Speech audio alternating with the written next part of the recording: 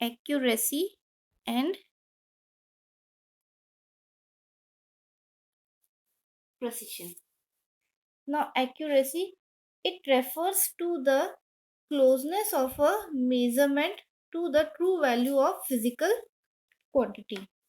ठीक है, जैसे हमारे पास है फॉर एन एग्जाम्पल, जैसे हमारे पास कोई भी एक टाइम है कि जैसे कोई काम है जो करना है हमें और उसका एग्जैक्ट टाइम है कि वो एक स्टैंडर्ड उसका टाइम दे दिया कि वो एग्जैक्टली 10 सेकेंड्स में हो जाता है काम। ये इसकी स्टैंडर्ड वैल्यू है। कोई भी काम है या कुछ भी है, एक टाइम है हमारे पास जिसकी एग्जैक्ट वैल्यू है हमारे पास 10 सेकेंड्स। लेकिन मान लो हमने करना स्टार्ट किया, जैसे मैंने करना स्टार्ट किया टाइम, मैंने जब उसको किया तो उसका टाइम आया 10.1।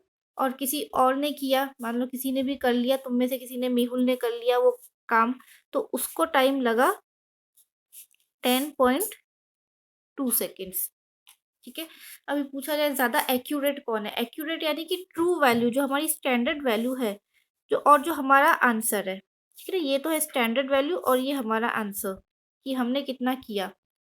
तो ये जितना ज़्यादा पास होगा, इसमें जितनी ज़्यादा क्लोजनेस होगी, वो आंसर उतना ही ज़्यादा एक्यूरेट होगा। तो अगर कंपेयर करें तो क्या बोलेंगे कि हाँ, ये 10.1 ज़्यादा क्लोज है 10 के, तो ये वाला आंसर ज़्यादा एक्यूरेट है और ये इतना एक्यूरेट नहीं है। ठीक है, so accuracy is the closeness of a value to the true value, कि ट्रू कोई भी हमारा मेजरमेंट है वो ट्रू वैल्यू के कितना ज़्यादा क्लोज है, that is called the accuracy. Next is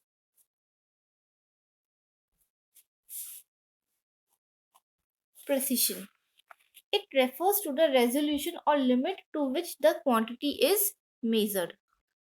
ठीक है, फॉर एन एग्जाम्पल, जैसे हम ये टाइम का एग्जाम्पल ले लेते हैं कि नाउ कंसीडर हमें एक कोई भी मेजरमेंट लेना है टाइम का। जैसे कोई एक पेंडुलम है और वो इस तरह से मूव करना है और हमें उसका टाइम मेजर करना है कि वो यहाँ से मतलब अपनी मीन पोजीशन से यहाँ जाके वापस यहाँ आया, तो उसको कितना टाइम लगा, एक अपना ऑसिलेशन कंप्लीट करने में उसको कितना टाइम लगा। तो हम मेजरमेंट कर रहे हैं। तो नाउ कंसीडर दो स्टूडेंट्स हैं कोई भी, ठीक है ना, एक अविनाश है एक मेहुल है, उनके पास अलग अलग डिवाइस है मेजर करने के लिए, स्टॉप वॉच है उनके पास।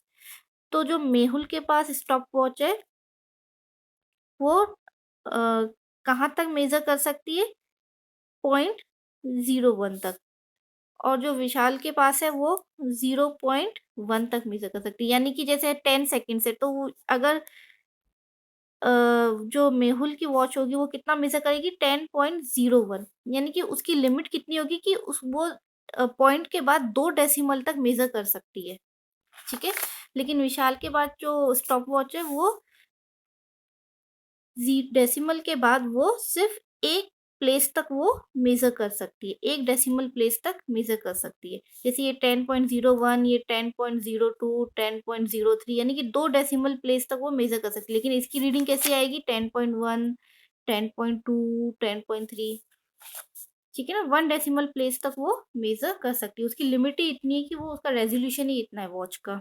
ठीक है, तो कोई भी एक, जैसे ये इस पेंडुलम था, हमको इसका मेजर करना था कि इसका कितना ये ऑसिलेशन करता है, उसको कितना टाइम लगता है।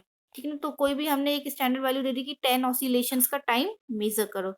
तो पहले मेहुल ने मेजर करना स्टार्ट किया। तो स्टैंडर्ड जो टाइम था कि जैसे 10 इसके ऑसिलेशंस कंप्लीट होते हैं तो उसको टाइम लगता है, let the time taken is 15 seconds. ठीक है, ये स्टैंडर्ड वैल्यू है कि स्टैंडर्ड टाइम इतना लगना चाहिए। तो पहले मेहुल करना स्टार्ट करता है एक्सपेरिमेंट। तो वो अपनी कोई भी 3 ऑब्जर्वेशन लेता है। तो पहले ऑब्जर्वेशन में उसके पास रीडिंग आती है 13.01। दूसरे ऑब्जर्वेशन में, मैं ये नाम भी लिख देती हूँ, दूसरे ऑब्जर्वेशन में उसके पास रीडिंग आती है 13.03।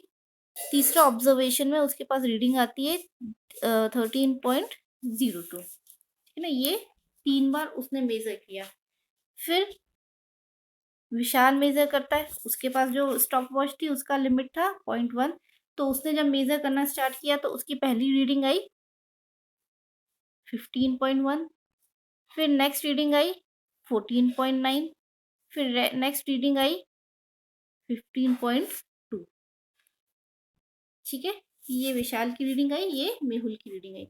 तो अगर हम इन दोनों को कंपेयर करें, इन दोनों वैल्यूज़ को कंपेयर करें, तो ये वाले अगर मैं इसका एवरेज निकालूँ, तो वो एवरेज 15 के ज़्यादा पास बैठेगा।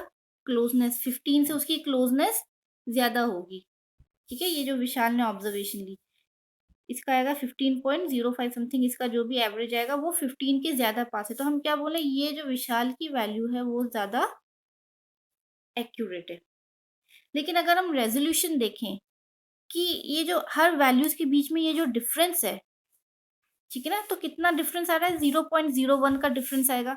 जैसे इसके और थर्ड के अंदर देखें तो 0.01, 0.02 के बीच में 0.01 का डिफ़रेंस है। 2 और 3 के बीच में अगेन 0.01 का, लेकिन इसमें डिफ़रेंस कितना है कि मिनिमम या मिनिमम डिस्टेंस कितना है 1 और 2 के बीच में, 0.1 का।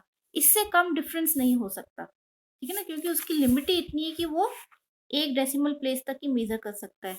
तो उसका रेज़ोल्यूशन कितना है? 0.1, लेकिन इसका मेहुल के पास जो स्टॉपवॉच है उसका रेज़ोल्यूशन है 0.01। तो हम क्या बोलेंगे, ये ज़्यादा प्रिसाइज़ है या इसका प्रिसिशन ज़्यादा है। जो मेहुल के पास वॉच है उसका प्रिसिशन, प्रिसिशन यानी कि कितना छोटा रेज़ोल्यूशन हम लो ले सकते हैं, उसको कितने ज़्यादा छोटे पार्ट्स में हम उसको डिवाइड कर सकते हैं। ठीक है ना? कोई भी चीज़ है उसको कितने ज़्यादा हम छोटे-छोटे पार्ट्स में डिवाइड कर सकते हैं। तो इसको हम 0.01 तक डिवाइड कर सकते हैं, इसको हम सिर्फ़ 0.1 तक डिवाइड कर सकते हैं। ठीक है? सो दिस वैल्यू, दो द विशाल की जो वैल्यूज़ है वो ज़्यादा एक्यूरेट है, लेकिन अगर प्रिसिशन पूछा जाए तो मेहुल की वैल्यूज़ ज़्यादा प्रिसाइज़ हैं।